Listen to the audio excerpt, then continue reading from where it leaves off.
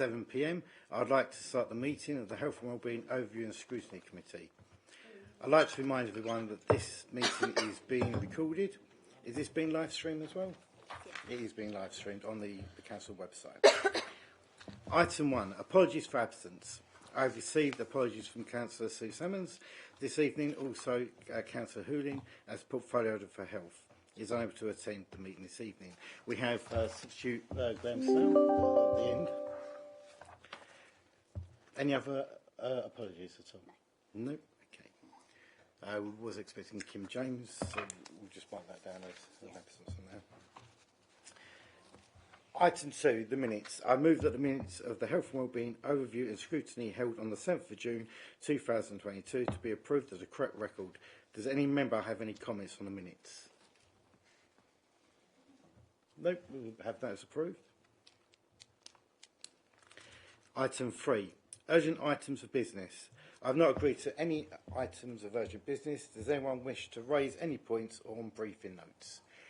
We've not actually had any briefing notes this time, which is quite unusual, so we don't have that one. So, item 4, declarations of interest.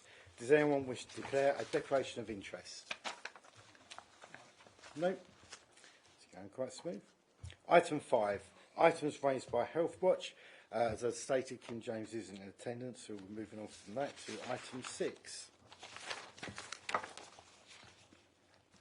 Item 6, Gray's IMWC engagement update.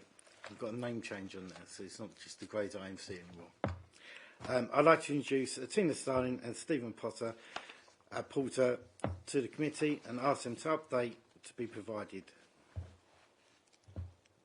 Thank you. Tina's going to take us through the slides, and if there's any questions, obviously you could intervene or you could wait till the end, and I will try and answer any questions alongside Tina as well. Thanks. Over to Tina. Who's this? Oh, the slide's not working. Oh, yes, it is. Right, so obviously that's the introduction. No louder sound. So we're just going to go through a brief recap on the project as we started, the engagement process, what we went through, what the public have said about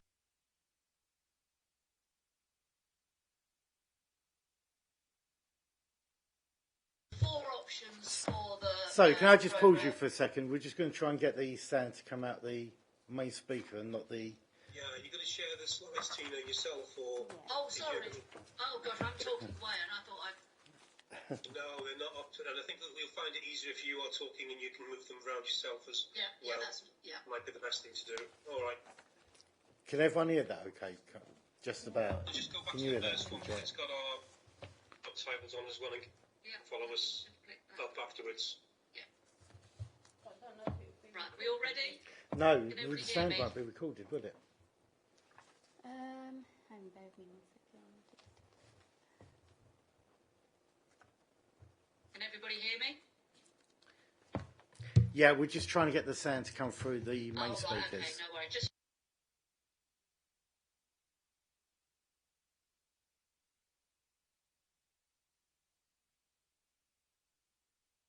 I don't Okay, we're going to continue.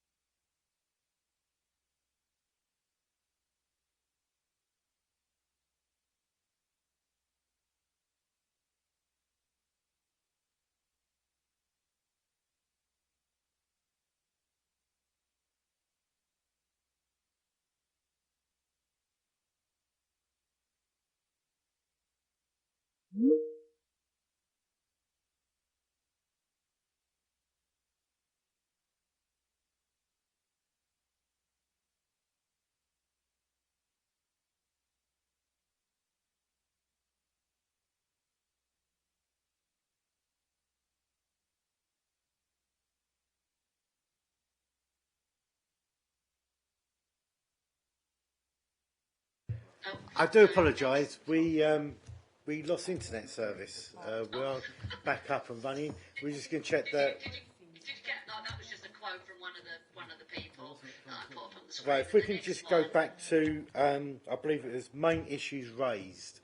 Main issues raised. Yeah. Right, So so that's where we. I'll just whizzing through these again. Obviously, access, very keen to have it as close to home as possible. And what you've got to remember also, a lot of the people that we spoke to were elderly, I would say, and the whole thing is we have got an ageing population generally across the whole of Mid and South Essex. Parking was a real issue at both places, but I think there is opportunity for parking around the Stiffer Clays site once it's remodelled. 10 respondents who put down option 4 assumed that this option would bring more GPs to the area, which is obviously not true. Lots of people, whether they lived in Long Lane or didn't live in Long Lane, were very aware of the traffic congestion, and there's 2 primary schools there, which at certain times of the day makes it much worse. A lot of them talked about improved care, better facilities, that sort of thing. There was quite a few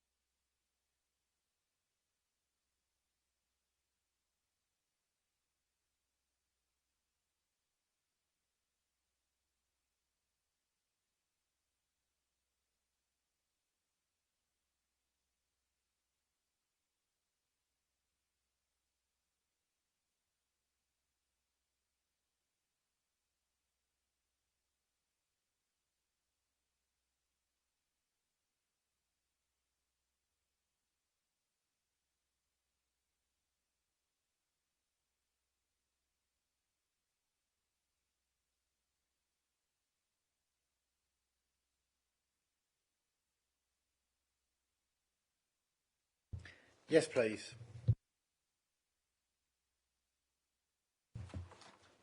Okay. Is that for questions from us, yeah? Yep. Okay. Thank you for that. Very interesting. Unfortunately, I was missed off the email the second time around to be invited to the council briefing.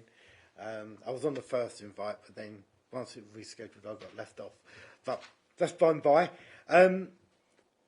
I guess my question is that this isn't what we were told at the start. When we was invited to walk around the Thurrock Medical Centre, we were shown plans of the new buildings that was going to go on, the level of primary care that was going to go on in there. This has all changed as we've gone over the last 2 years. I am concerned that the level of primary care isn't going to the IMC or the IMWC now. What level of primary care will be going in now? I mean, I'll try and answer that one. So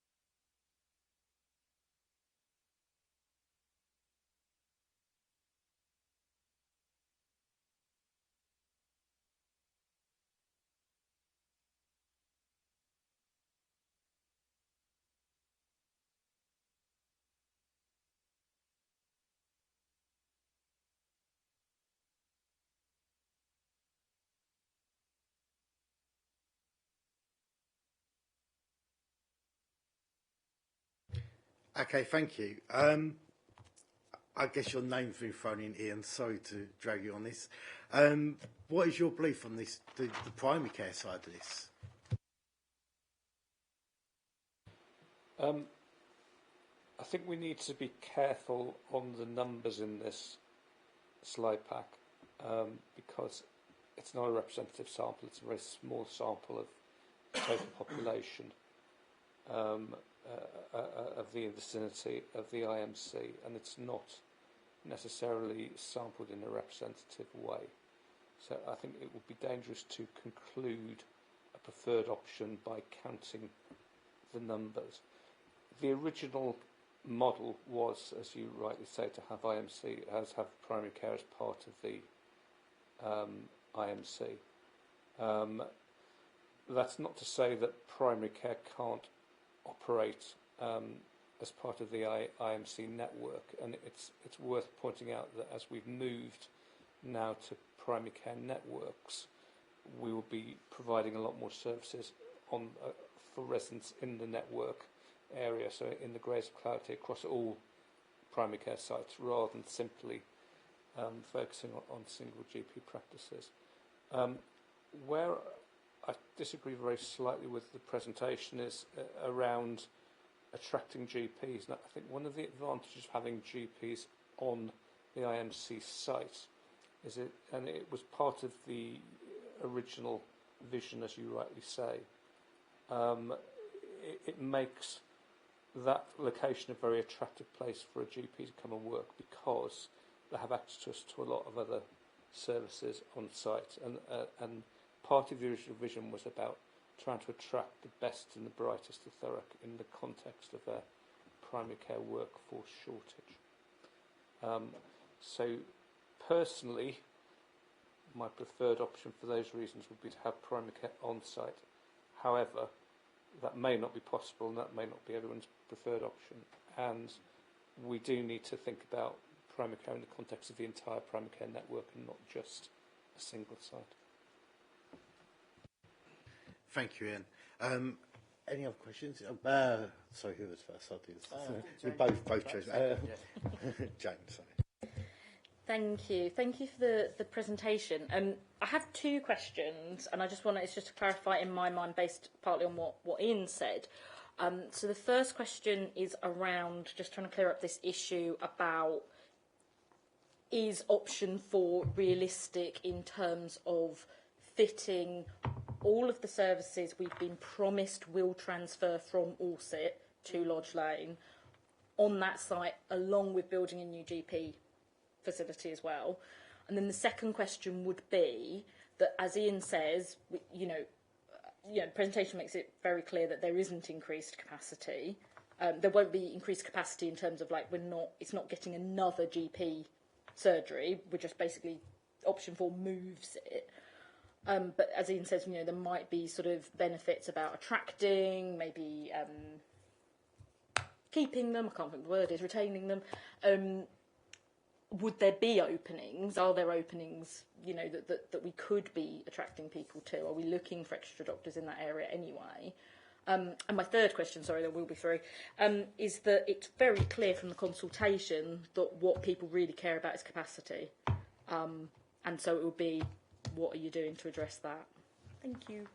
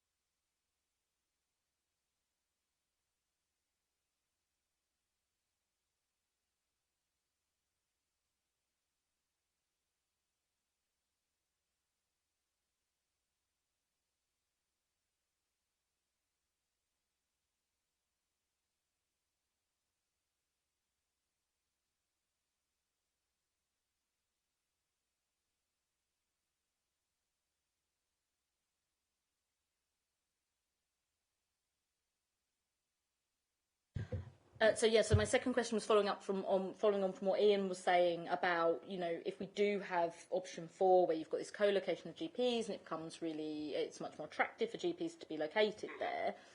But then we've also got, on the other hand, the pack is very clear that this doesn't mean there's extra capacity. So it would be a kind of like for like just switching services. And I'm just wondering about, is there any capacity in the existing stiffer place surgery that we want to be attracting more people?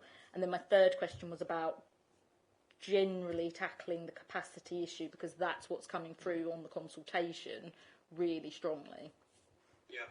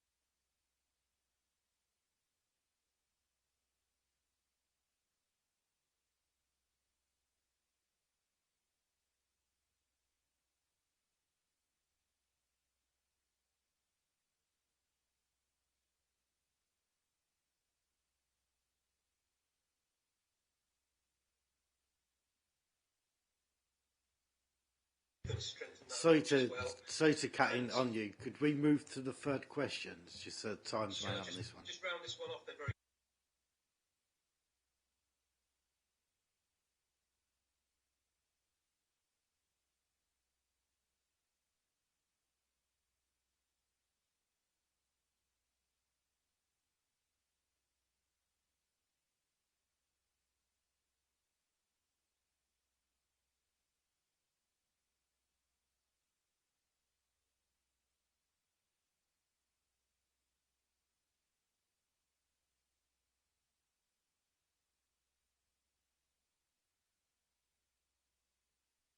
Thank you. Councillor Pufko, do you want to ask your third question again? Oh, that was the third question. Okay, Councillor Fish. Thanks, Chair. My question was more about the engagement process. I attended one of the sessions in the community house in Seabrook Rise, and as far as I know, very few people turned up to that one. And when I asked at the councillors' session, I was told that that was disappointing. I think you've referred to that in your presentation this evening as well, that you were disappointed with the outcome. And then, to me, clearly, option 4 should be the preferred option because of the advantages of co-location. So I was surprised to see that there were so many people that were in favour of option 3, and I wonder if that was because there were a lot more replies when you visited the actual surgery in Stifford Clays. So therefore, since the engagement process in Seabrook Rise, if there'd been more people there, I feel they probably would have gone the same as I did, not knowing the surgery in Stifford Clays. They might have gone for option 4, because it seems to be clearly the better option if you're not already wedded to Stifford Clays surgery. I wonder how much weight you're going to give to the engagement process in terms of the scoring, or are they going to take other factors into account?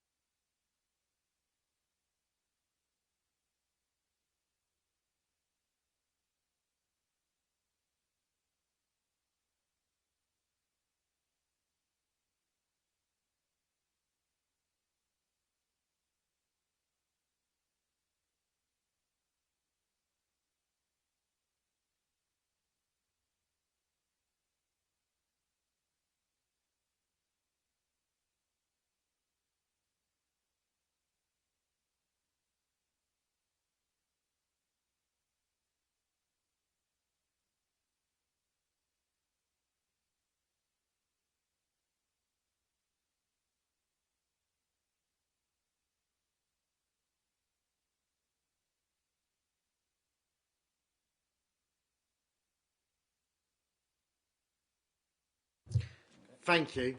The gasp that went round the room when you said there's no GPs at Corinham IMC. You've just spent the last 6 months telling me there is going to be GPs, and you've just told me there's going to be 12 GPs based at Corinham IMC. So can you give me the facts straight, please?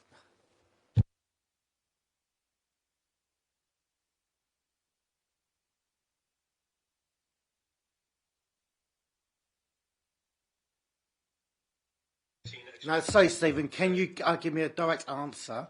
Is there going to be GPs based at Corinham IMC? Because you've just spent 6 months telling me there is going to be.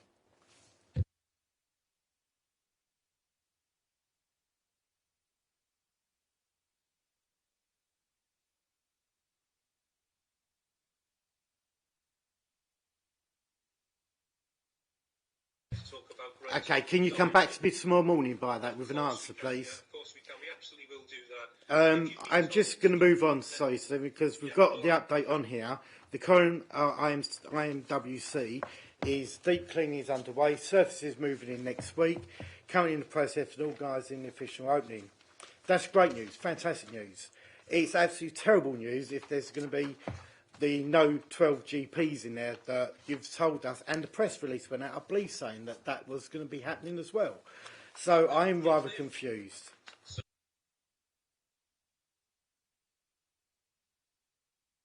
So they've not even been recruited yet? So they've not been recruited yet? Haven't been recruited yet, no, because of the issues we've described earlier, that actually we have to go through a process. Okay, can you hold on, Steve? Ian, what is going on? My understanding is there's going to be 12 new GPs in in Grays. I'm not responsible for those GPs, but that's the discussions that we've had with. That's the discussions that we've had with Tiffany. The idea was that they would be the fellowships GPs, and that they would be integrated with other care models to specialise in certain specialities, is my understanding. Councillor Puffco. Sorry, just to clarify, because I think I've misunderstood this. The 12 GPs, these are the fellowship GPs? Yeah. Are they not for the whole of Thurrock? Yeah. They're not for one place, are they? They're not for one town in Thurrock, they're for the borough? So the IMCs are for the borough as a whole. My understanding, again, I'm not the correct person to comment on this because I'm not responsible for them. It's obviously an ICB issue, but my understanding is that they will be based out of Corringham. Purely on the basis that Corringham's built and the other three are not built, and we want them. We want them now. But the models of care, we've said consistently for all of the IMCs, for all residents of the borough. So different IMCs will provide different services, but those services. So you'll be able to access Corringham IMC for services provided in Corringham if you live in Grays or Tilbury or Purfleet. They're not limited to people living in Corringham. Sorry, would that include primary care GP appointments from those fellowship GPs? Because Yes. I'm just conscious that I understand that Corringham is bit.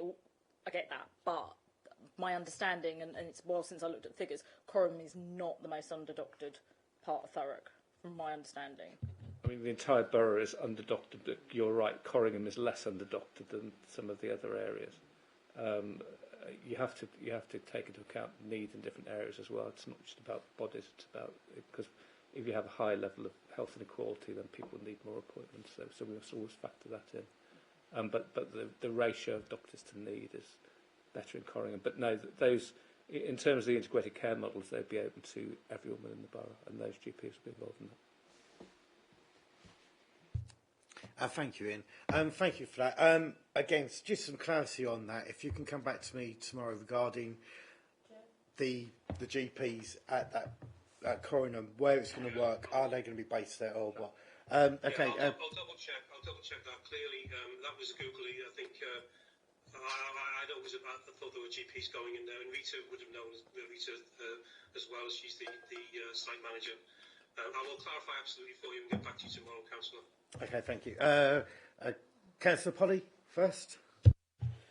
Thank you, Chair. Can I just make a point of reference? We mentioned the minutes of the previous meeting on page 6 of our agendas. Tiffany Hemming stated that that the 12 newly qualified general practitioners to be based at the Corringham IMC from September 2022. That is minuted, documented from our last meeting. Thank you. Thank you, Councillor. Councillor Picklow. Yeah, thanks. I was going to raise that point. I think what there may be a confusion is they're going to be based there because that's the building that's built and that can take them in situ. But they're not all going to be working out of Corringham. They're going to be... Sorry?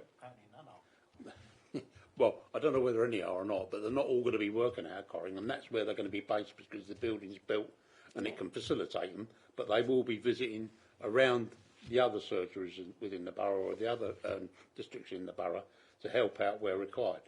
So that was my understanding of it. You know, there weren't going to be 12 sitting in Corringham and everybody was going to have to travel to Corringham to get it.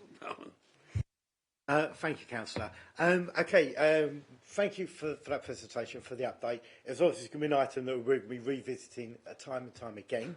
I just want to ask Ian, Tilbury, IMC, do we have a quick update on that, please?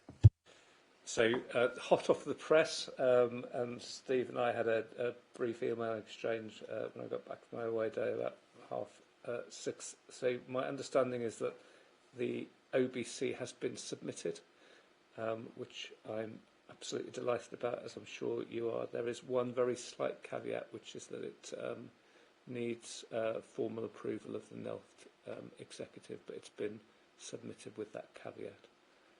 So I hope the entire committee can welcome that news. Thank you. That is fantastic. That's great news, and thank you for all the work and all the work that's gone on behind that. Let's just see what Nel's saying is. But that is brilliant. Thank you for that update.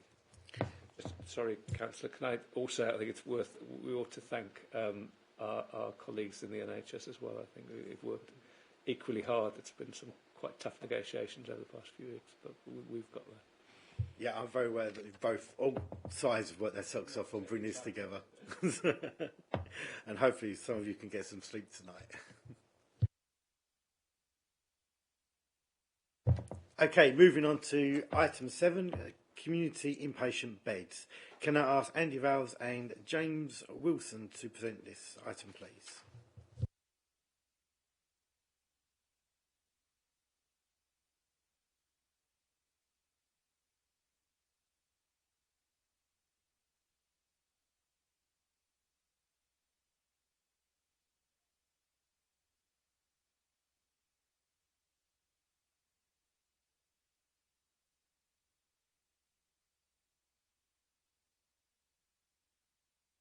Oh dear, that's a bit disappointing. Yeah. And very strange. There must have been a communication error there. Yeah, I mean, because I know I sent the papers through, and because I was dealing with the Greys thing, and I did assume that they were going to be on the call tonight. Yes, they've not sent any apologies through or anything. Okay, what we do, as they're not on, we'll postpone that in case you can track them down in between. We move on to item 8, 2021-2022 Annual Complaints, a presentation report of adult social care. Can I ask Lee Henley to present this item, please? Thank you, Chair. If I may, I'll take you through, I'll summarise at a high level the content of the report, and then you could ask me any questions on the detail. The detail within this report is contained within on page 61, so that's the appendix. So on page 61, this captures the activity for the reporting period and shows a comparison to the previous year. Page 62 shows our complaints performance, and it then goes into detail around, our performance in terms of our complaints upheld figure, again showing comparisons to the previous year. Learning from complaints is captured on pages 63 to 73. So what that shows is all the complaints that were upheld in a reporting period. We've shown a brief description of the complaint and the learning associated with that complaint. On pages 74 to 75, that shows a breakdown of where those complaints were received. And on pages 76 to 77, that provides a separate breakdown on those areas where those complaints were upheld. On page 78, it provides a summary of our local government ombudsman findings for the reporting period. And on pages 81 to 83, we've got some details on compliments and some examples of compliments we've received. So happy to take any questions on the detail. Thank you. Thank you, and thank you for the report. It always surprised me after COVID that we don't have the amount of complaints I thought we would have. So congratulations on that. It shows definitely the learnings over the years of definitely the guidelines have improved on the way through. I mean, looking at the report, I think it was 2019, 2020, where we're slightly different. Definitely some learnings that have been taken on board from there. So this is actually quite impressive. Anyone else? Councillor Fish. Yeah, on the learning, I'm not sure some of the things that Anna's learning are actually learning. I said they're more just outcomes, really. So when it says, for instance, somebody was reminded to follow the care plan, maybe that's a learning for them, but that should be obvious, shouldn't it? It should be part of their training. There's another one here, which I would say would be learning, which says a new telephone system has been implemented to assist with ensuring that all calls from family members are recorded. I said that's an example of learning rather than an outcome. So when things are recorded as learning, perhaps they should be recorded on here as an outcome rather than learning. To me, learning is something a bit deeper and a bit more thoroughgoing than just reminding them that it needs to be followed. Yeah, I think you've actually raised a valid point. To be fair, so so we can maybe reflect that going forward.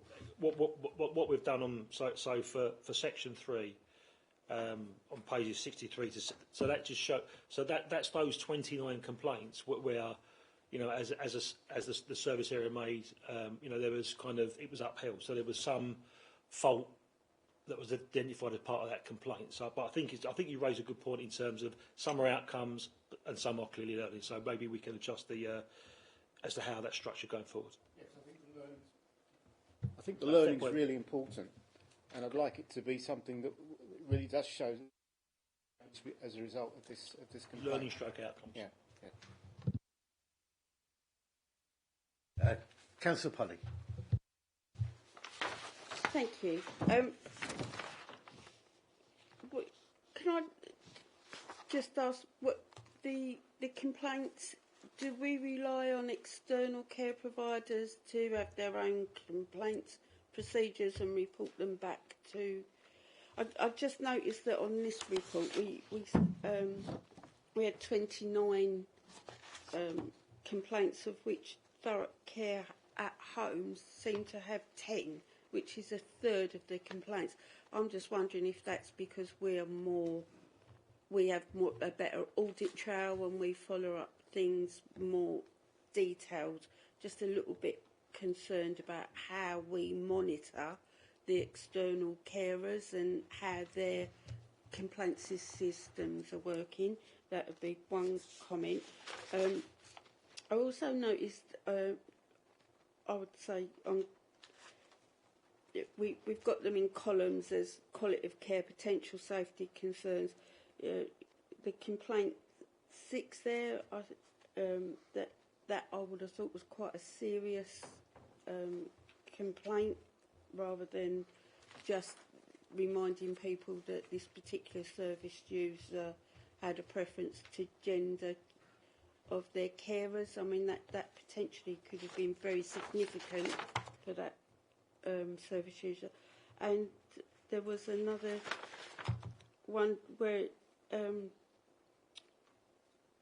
on quality of care, missed medications was put down as quality of care. That, I would suggest, is potentially a safety concern, quite serious. So I don't really understand obviously we've not got all the detail, and I don't know. I mean, if it's missing a couple of paracetamol, that might be different than missing some heart medication or something, or epileptic medications. That I don't really understand the seriousness of that, but even so, I think that's so. And some of the other, I tend to agree with Chair. I mean, reading some of these, what have come through as complaints, I think it is because as family involved, as we've come out of lockdown and family involvement starts to get back with the families and that I'm reading it, it's not so much complaints from the service user, it's extended family members, or it appears to be. So, but I do welcome the report. Thank you. Councillor Piccolo. Did we want a response for? I think I'll try and answer your points. In terms of, I think your first question was around the contract monitoring. So what this report is we're saying we've had 53 complaints split across internal services and external commission providers. So what happens in terms of my team go out every quarter to those commission providers and obtain their complaint figures for that particular quarter. So they come back into my team and we look at those, and then we will capture that, so that then feeds as part of this report. So in terms of responding to those complaints, the provider responds initially. So that's the process. And in terms of the monitoring arrangements, so all these learning from complaints that we're actually capturing here, our contracts and commissioning team should be as part of their compliance visits. So we'll be providing feedback to them on the data we get back from the commission providers, and as part of their compliance visits, they're going out there to make sure that these learning from complaints are embedded. You know, so if you look at the point you made on your complaint, the medication, which, to be fair, you could, for me personally, you could put it in the quality of care or safety concerns, admittedly, but as part of those compliance visits on that complaint number 8, they should be checking that those monthly audits are carried out in order to repeat a reoccurrence there. So that's how it works in terms of, you know, how we learn from some of those complaints. So they need to be making sure that learning is embedded. I think the other point was it complaint number 6? Was it? Is it quality of care? Was it? Yeah. Sorry. Yeah. So this was the male female carers. Okay. I personally still think that's quality of care. If I'm honest.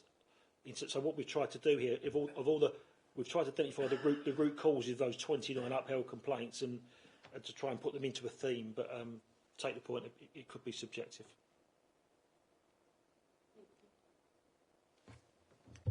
Councillor Puffer-Kerry. Thank you, Chair, and thank you, Lee, for the report. My question is about the complaints that have gone to local government ombudsman. And sorry, I'm just aware this is a public meeting, so just very quickly, that process, I'm assuming, is the same process that would be stage 1 complaint is the initial complaint made to the council. If the complainant isn't happy with the response to that, it then moves to a stage 2 complaint, again, which is handled in-house by the council, but possibly escalated to yourself, someone will see it, etc., etc. If the complainant then isn't still happy with that response, it then goes through to the local government ombudsman. Correct? Yeah? Slightly different for the adult social care. It's a different complaints process. So we have one stage only, and then it goes on to the ombudsman. However, for the case where there was a financial remedy in the report, that particular complaint, the complainant went straight to the ombudsman, so we did not have the opportunity to look at that. Okay, thank you. Because my question was going to be, how on earth did we allow 2 complaints to go through, however many stages of our own internal complaints procedure before, to have the ombudsman? So that's interesting that they can. So one of these did go straight to the ombudsman. It's ombudsman discretion. I mean, it's their call. Sometimes, 99% of the times, they ask the council if it's been via our complaints process, but they have that discretion to take that complaint on straight away. Okay, and then so the second one, which is not more serious, but it's maybe sort of slightly more concerning, was about safeguarding referral not being done. So that had actually already gone through our internal complaints procedure, yet we didn't remedy it at that point. We only remedied it we only took the learning, if you like, once it got to the local government ombudsman. Is that correct? Not in this case. Safeguarding concerns are looked at outside of the complaints process, so it wasn't looked at as a complaint. Okay, perfect. That was the answer I was looking for. But there was an internal investigation that followed the outcome of the Ombudsman inquiry. That's very reassuring. Thank you, Lee. Councillor Snell. Thank you, Chair. Thank you, Lee, for the report. I think it's quite encouraging. I mean, nobody's mentioned the compliments yet, and I think there's as many compliments as there are complaints, which is nice. Looking through the complaints, a lot of these seem to be not systemic problems that we've got.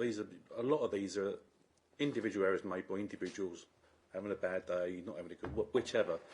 And I agree with the Chair. It's surprising there's so few.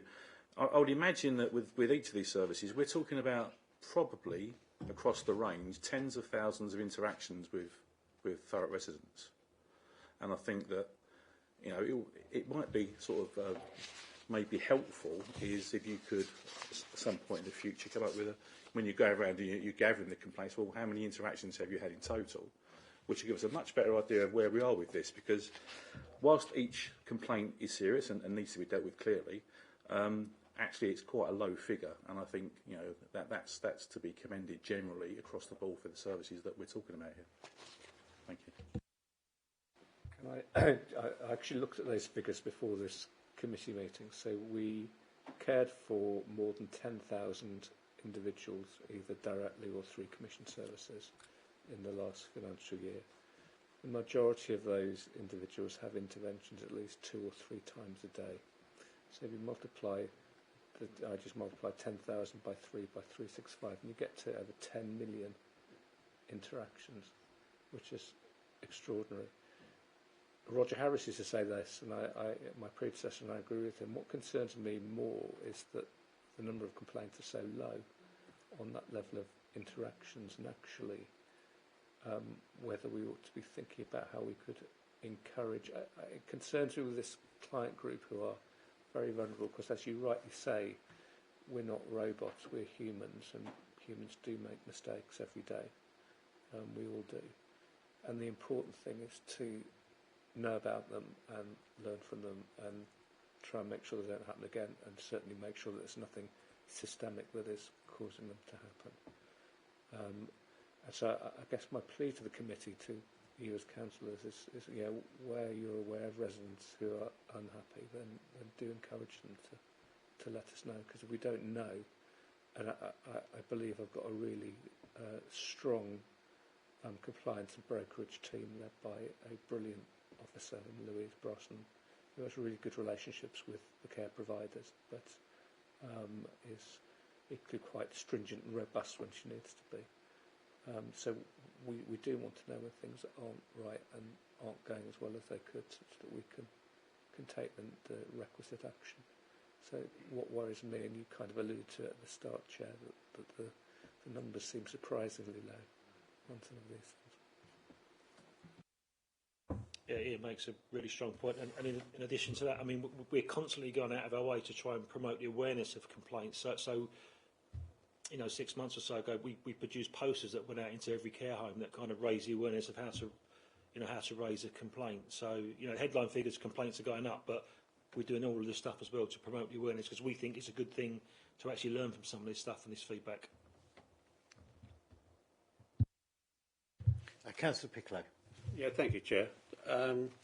Just to put a little personal view on this, my mother actually doesn't live in Thurrock, but she receives care 3 times a day from usually the same carers, but obviously when they're on holiday, she'll have another carer come in.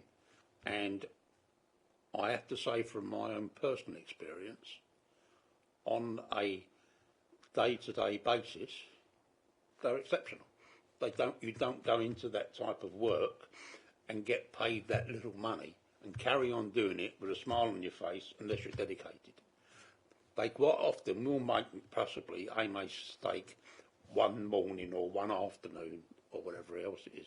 And they've done it with my mother, nothing serious. But my mum says, "Oh, but yeah, well, it doesn't matter really, does it? Like that." And I think you need to look at the relationship. And I think if the relationship with the patient and their carer is beneficial, in other words, is there that social interaction? Does she look forward to the carer coming, even if she does forget to make her a tea just before she leaves, because she's treated as a friend? I think that's important. I think it's marvellous that we've got such a low figure. Yeah, by all means encourage more people to come forward, but I think you will be surprised at the dedication that most carers that I've come across actually put into the job, even the ones that don't know me mother and are just filling in.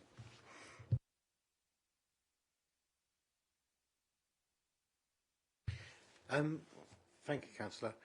It's some really good, strong comments and recommendations from the committee there. As I said at the beginning, I'm really surprised coming out of COVID that the figures are so low. And that was going to lead me on to what my real question was going to be. So, engaging with local residents, sometimes you'll hear things that, this person had their meal moved. Instead of having 2 visits, the care worker come in, put them to bed early and gave them an extra meal separately. Like, put it aside for them so they're ready, so they didn't come back. But then engaging with those residents, they will protect their care worker because they really bond with their care workers. So that thing, as you said, Ian, try and get them to say, actually, this isn't correct. That that is why I'm surprised the numbers are so low. I don't know. You say we put leaflets out. What more can we do to make sure that we are assessing that their standard of care is good enough? I don't know. I think that's quite difficult. Without going in and visiting everyone ourselves, it's a difficult question. But I do think, I'm not going to say it's suspiciously low, because we've got a good standard of care. No, let's not be bad. We have got a good standard of care. But coming out of COVID, where they start engaging again with their family, I thought we would more highlighted more concerns, and we've not seen that. Neil Woodbridge. Thank you, Chair. Just from the user-led organisations point of view, a couple of points. We sit on the Safeguarding Adults Board for Thurrock, and coming up soon, it's an annual event where the members of the board go out within a particular week period. We warn the providers we're going to do it, but not which night we're going, and we'll all be going out looking at every single provider in Thurrock, and that produces a report that gives some comfort to people about what was actually happening in that home or that residential place, whatever, on that night. So that's a useful measure as well to look at. Like everybody else, we were concerned with the low numbers, so there's an offer of help here, because we work obviously in partnership with Health Watch, that we could do a local campaign about saying, do you know how to complain? I mean, it is confusing for people because, most people it's dealt with locally and within their own provider, and then Lee collects the statistics from us about what's happened, and that's fine. So I think that's something we could offer, and we'll talk to Kim James when we next see her to talk about how we might be able to do that to see, because the numbers are exceptionally low, and as Ian says, Roger Harris used to talk about that a lot.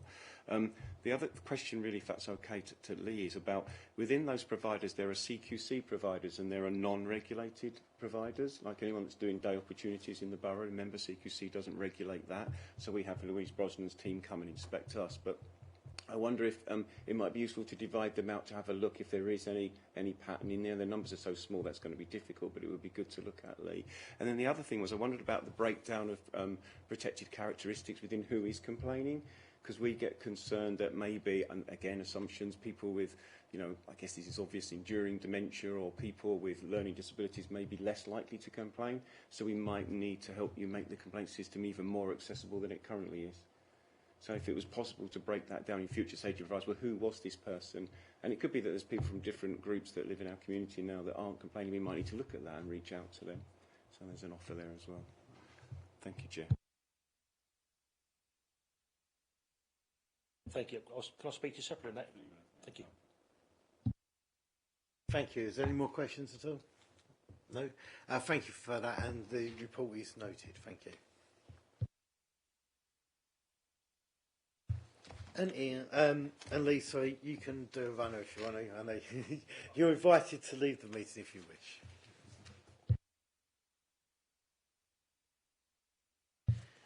Item 9. Contract for occupational therapy and independent mobility assessment services. Can I ask Ian Kennard to present this item, please? Thank you, Chair. It's quite straightforward, hopefully, this evening on this one. We would very much like your HOSC's recommendation to Cabinet to go out to the market to retender for these services. They've been in place for over 5 years, and they were due to be retendered during the middle of COVID, which wasn't ideal, so they were extended. We've got limited options on the table now due to length and the spend of the contract. We feel that it's the best possible time that we have now, despite the current market conditions, to go out and retender for that. But we're suggesting that we retender for a longer period of time, of 4 years, with the option to extend on the +1+1 basis to seek those services. I'm sure everyone's familiar with the report, but I'll happily take questions and walk you through. Thank you, Ian. Yeah, I think it's a very niche market. There's not many providers out there for us to pick and choose from. And try and get the better deal for us is probably definitely a time right. I do like the idea of the extension on now. I think it has value for it. I don't know, any other members from the rest of the committee? Councillor Apothecary. Thank you, Chair. Thank you for the report. I do have some concerns about this report, and I appreciate that there might be some timeframes issues in here. I do feel like the insourcing option doesn't seem to have really been properly scoped out or thought about, and I think that's a shame, because I think we could, we potentially, I'm not saying we should, I'm not saying we definitely would, but I think it would be interesting to see what we could actually come up with in terms of moving and innovating and moving the service forward. If we did actually look properly at an in-house option, it feels in this report, in contrast to the next report on the agenda, that's just been dismissed out of hand. All is obviously just going to be more expensive. So I'm disappointed about that, and I can't really support the recommendations because I don't feel like that avenue has been properly explored. The other thing that concerns me is the lack of consultation. And, you know, you will hear this every single time you bring a report to me about tendering and procurement and things like this, is I'm going to be asking you, who are you talking to about this? And I think this report says that it's like, well, it's the heads of the teams, it's the managers.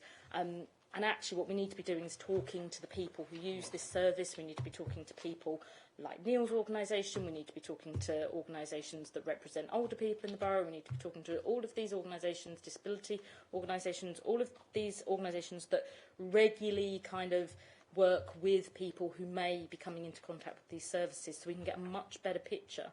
And I guess that's where my frustration about the sort of lack of consideration of the insourcing comes from, because it feels like we're taking an option off the table when actually if we did go and ask people, they might want something quite different that we could actually try and provide in-house. So I think I'm struggling with the recommendation to support it at this point, because I just don't feel like I have enough information about what the users want and about why insourcing just isn't going to be a goer, because I don't feel that has been adequately explored in the report. In relation to the insourcing, we'd previously outsourced and restructured the way that we deliver occupational therapy assessments previously, to do it on a patch basis to support other initiatives that we're having. These assessments, that assessment process and restructure saved money for the authority that went towards obviously the declining budgets we have to provide services. The way that it's structured now means that we can flex and expand the resource without keeping additional FTE in place, which obviously runs incremental cost to the authority. That means we can effectively do more with less, because these are low complexity, high frequency assessments that don't take a great deal of time or effort to actually undertake. There's just an awful lot of them. So that was the basis why we didn't explore that any further, because we'd be undoing significant changes we've made to restructuring the service already. I mean, if you feel it's still, you want us to look at that further, that's fine, but we don't really have the money that's built into the bottom line to support that change to go back. Though there might be more innovative ways to look at that, the technology in the assessment process still falls within the bounds of the assessments we undertake under the CARE Act. So there are so many ways to skin a cat effectively in terms of the assessment. We look at creative ways in terms of solutions to occupational therapy, as we do with assistive technology. So the actual outcome for the individual is as creative as we can possibly be. We continuously look at the market for solutions in terms of the items and adaptations that we've put in place to assist people meet their outcomes. But the assessment itself still falls down to the eligibility of need, and we do look at preventative nature as well. So we don't necessarily always use that threshold. There's discretion there to put in things to prevent people escalating onwards. So hopefully that will allay some of your concerns in relation to that. I think for me, I would still prefer to have the in-house. I mean, you know, a lot of people on the committee might not agree with me, but that for me personally, to look at that option to actually just explore, you know, a basic bit of feasibility on it, plus talking to some actual users of the service or potential users of the service about what they would like. That's what I would really like to see before this goes forward with my name saying that I approve it or support it. Thank you, Chair. It's a good challenge. I guess you're right to raise it. If money were no object, then I'd probably have it in-house as well, because it gives you maximum control. We can provide the figures for you. So we could provide the equivalent cost, although it would also be about, I guess, unless you tube it, and then you'd have to put people on counter terms and conditions, it would be about trying to recruit. So I think there's an operational constraint. I have absolutely no doubt, and I'm sorry to disappoint you, that the cost would be massively more expensive if it were done in-house. We do have an in-house service. In fact, we have one in elder social care, one in housing, and we have a NHS team via NELFT, and we're looking at the moment about whether we can bring those together in one single integrated team. but to manage your expectations, I only have the budget I have and have to use it in the way that meets the most need for the maximum number of people and does the most amount of good for our residents, I'm sure you'd expect. But I understand your challenge. If it helps, we'd need at least in the region of 4 FTE, and the banding situation would mean that they would start around £25,000 plus on costs, which would exceed the actual value of the contract that we've currently got. The likelihood is, as we bend flex to meet demand, they actually require more than 4 FTE at different parts of the year. But we can provide more costings for you, more detailed costings.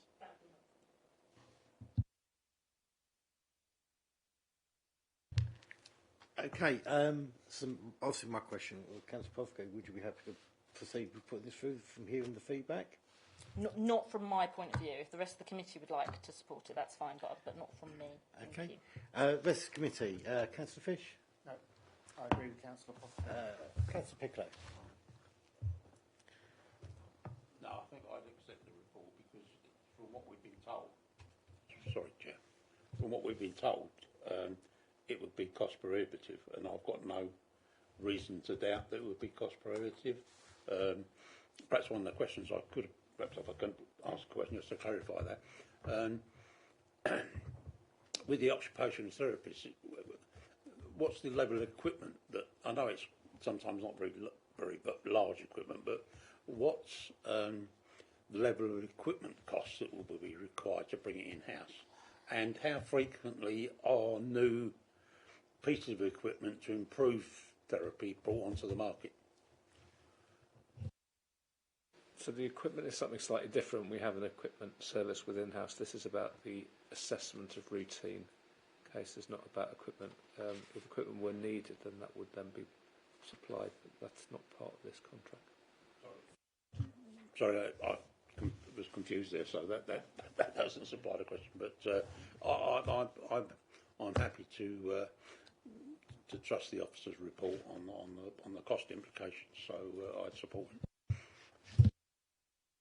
Councillor Polly?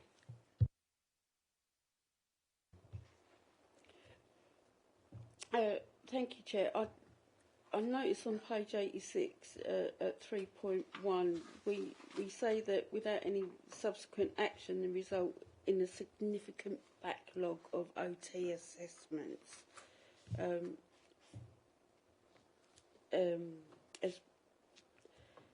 Are we with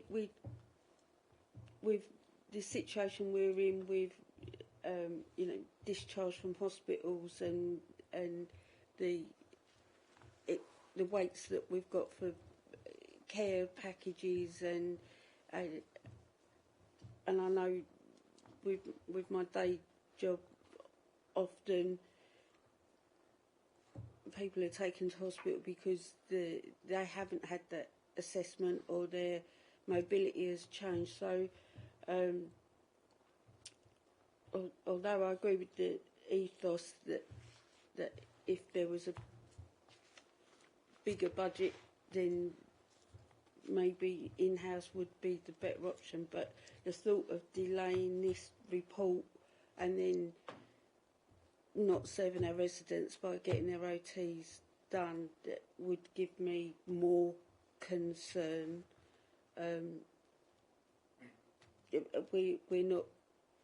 We've just looked at our complaints. We're not getting complaints from residents about OT services or their assessments. So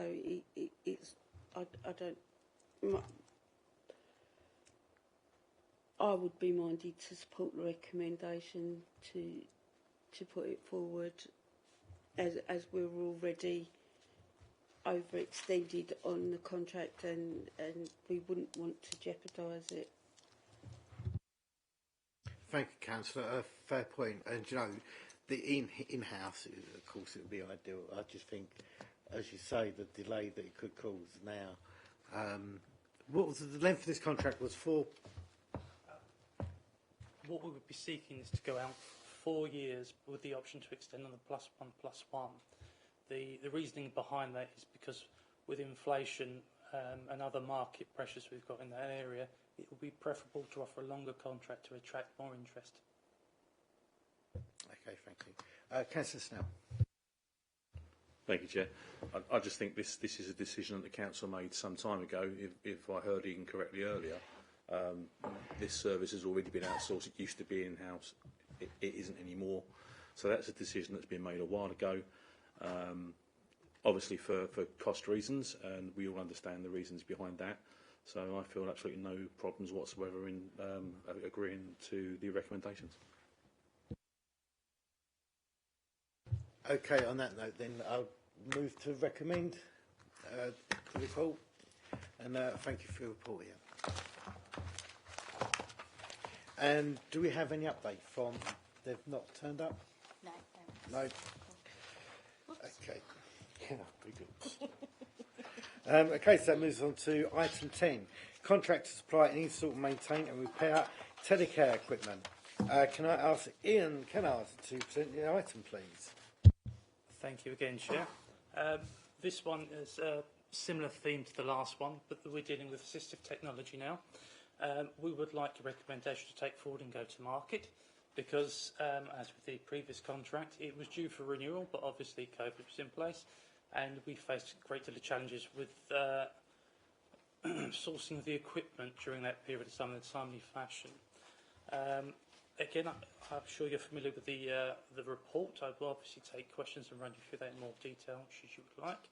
But it is worth noting there are more challenges in the assistive technology market at present, and we are experiencing issues regarding waiting lists for pieces of equipment simply because supply issues that are driven by global factors at the moment, but I can allude to those more should you wish. Thank you, Ian. I think what my main concern was getting the correct supplier. And knowing how technology market at the moment is changing and the supply of microchips is changing, that we don't put our eggs in one basket and we pick the wrong basket to put our eggs in. What procedures are you doing to make sure we're getting the right target? Thank you for the question. It's a very relevant question. What we are contracting with, we're seeking to contract with people that are agnostic in terms of actual technological developments, if I can put my teeth in. So the current supplier we use is an intermediary that has relationships with most of the market leaders. So you're looking at they deal with the Tunstals and the Tyne-Techs and the Possums of the world that provide both analog and digital solutions moving forward. The jeopardy that we face with this contract is the digital transformation programme that's happened nationally. Because those solutions aren't fully developed at the moment, we're going to need to be quite responsive and flexible in terms of our solutions. So when we go to test the market, we will have to exclude people from that tender on the basis of any ties they may have with particular providers. So we will have to recommend through the procurement process that we go with and select people that will obviously source from the wider market as a whole. So we couldn't actually award a contract to a provider that will deal, say, for example, solely with Tunstall. It will limit the options and solutions as well as the peripherals we use and will tie us in unwittingly to a digital solution that they're currently developing. So we'd have to take that approach. And that would come down to the development of the specification in the ITT stage when we come to that. Would that limit the quality of the product? If we can't go to the main providers, are we underselling our value of our equipment? Maybe I've communicated incorrectly. The people that we seek to do business with are effectively intermediaries. They scan the market for us. They will basically put the technology in front of some of our AT leads who will then get to use experience that will also be demonstrated to service users directly. They will also warehouse and do the installation, pack testing and the variety of other safety checks that take place in the maintenance of the equipment. We don't go or seek to go directly to a manufacturer, just that intermediary, because they come with the market knowledge and the technical skills to install and train. And I guess my last question on this is that obviously technology moves on all the time. it's literally, you know, week by week. With the provider that we have, will it be looked at their, I guess, their fluidity with changing technologies, that we're not, I guess, constrained into one type of technology? If the market and other technologies are not compatible, that we can change our system with them? Yes, we have regular meetings with the providers, and that's a part of the contractual requirements. And in fact, we had that meeting today. It was a 2.5-hour meeting where they're briefing us on new products that have come to the market. Obviously, they generally come at a higher cost, but obviously we have to look at the outcome instead of the cost that drives the better long-term solution for the individual. So we do have to put a lot of research into that, and it does put a burden onto the providers that we use, ergo the want for a longer-term contract as well, to make it more financially viable for the provider to continue to do that for us. Okay, thank you. Any questions from the rest of the committee? No. Can I ask one? Yes. Councillor Poplar. Thank you, Councillor Ralph. Thank you, Ian, for the report. Yeah, and I think this report sets out the reasons for the recommendation in a bit more detail, which is really helpful. It also talks about the customer satisfaction survey as well, which is interesting because it's a very, it's 100% rating apparently across 6 key measures. So that's quite high. So that suggests that the current company is performing quite well, which would be nice. In terms of the longer, which is really comforting.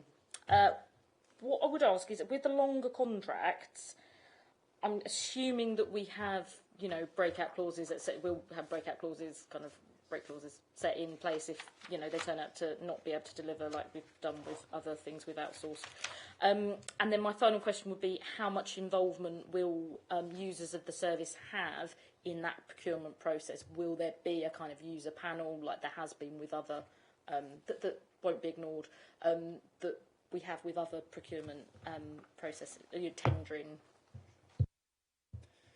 In relation to the first point of the question, yes, we do have a breakout clause, a standard within the set T's and C's, and it's something that we'll be keeping a very close eye on, especially as the change that's going through that.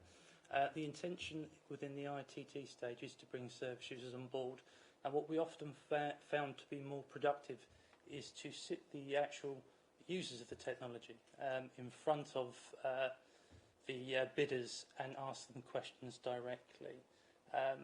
What that does, from a commissioner perspective, it separates out the bid writers for the people that know their stuff, and it deals with the day-to-day challenges the individuals face, and generally draws out the knowledge of the better bidder that has got the more practical experience. Because, if you're using it, you know it intimately, and the benefits and flaws that come with that. And from a commissioner perspective, I don't. So that adds great value to what we do. So we would be seeking to do that and give it a significant weighting in the ITT stage. Okay, that's lovely. Thank you. No other questions for Christine? Okay, I move the reports to be recommended. Thank you. Okay, now we come to the work programme, item 11. Community and patient beds. Yeah. I'm concerned. Ian, do you know if there's a time limit on this with their decision making?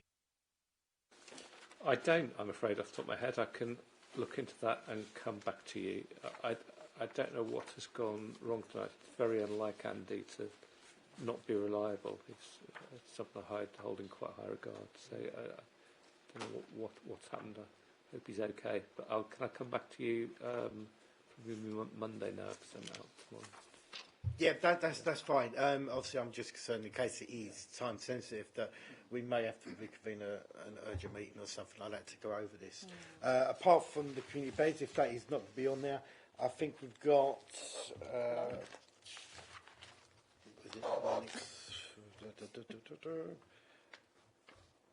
Yep, that's right. Just making sure the integrated health centres was on there for the next update. So.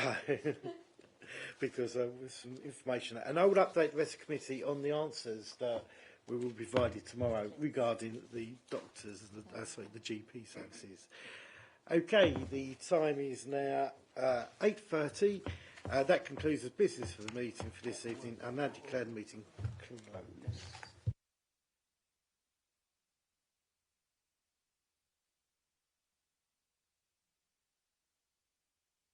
Sorry, I know you've closed the meeting. Sorry.